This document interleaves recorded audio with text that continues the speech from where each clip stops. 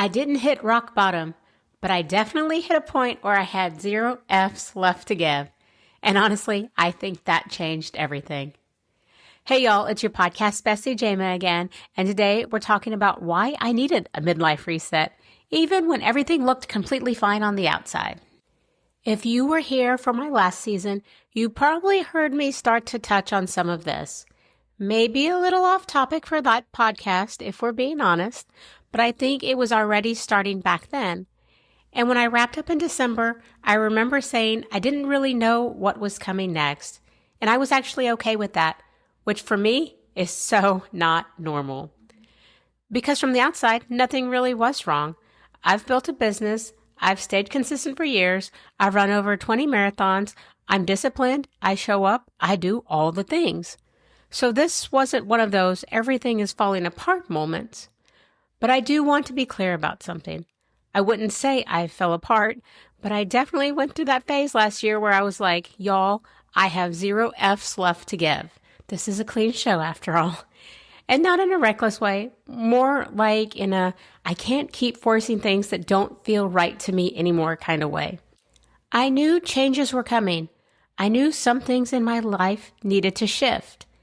And probably for the first time ever, I stopped trying to control all of that, which if you know me, that's saying a lot. As an oldest daughter, I am a control freak. And that's really where this midlife reset thing started for me. Not because everything was falling apart, but because I was finally starting to let go of trying to control everything. And at the same time, something just felt different. Not bad, not dramatic, just different. My body felt different. My energy definitely wasn't the same. And the things that used to work for me just weren't working the same way anymore. But here's the part I didn't expect. I actually feel more like myself now than I ever have, even if I had to go through all of those changes. Now, on the other side, I'm more clear, more grounded, more okay just being who I am. And I think that's because I finally stopped trying to be everything for everyone else. And at the same time, I'm still trying to figure out how to navigate all of these changes that come with this, which is kind of a weird combination if you stop and think about it.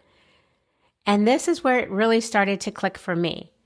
I realized how much of my life I spent being the good girl, the easy one, the one who didn't cause problems, the one who figured it all out on her own, and the one who just kept going and just kept showing up, no matter how hard it was. I didn't think I ever questioned that, because it worked for me, until it didn't. And at some point, you start to ask, was that actually working for me in the first place, or just for everyone else around me? Or maybe it still works, just not the same way anymore, which is slightly inconvenient if we're being honest. After all these years, I'm kind of stuck in my ways.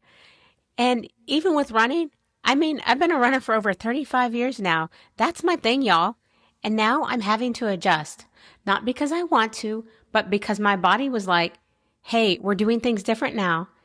And I'm over here like, cool, cool, cool. Love that for us. When I don't really love that for us, y'all. I love running.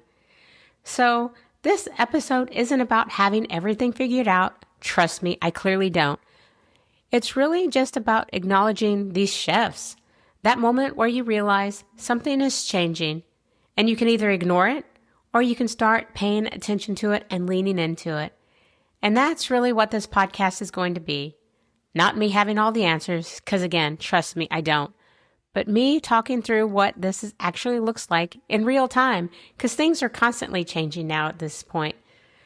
The identity shifts, the body changes, the mental adjustments, y'all, hormones are insane.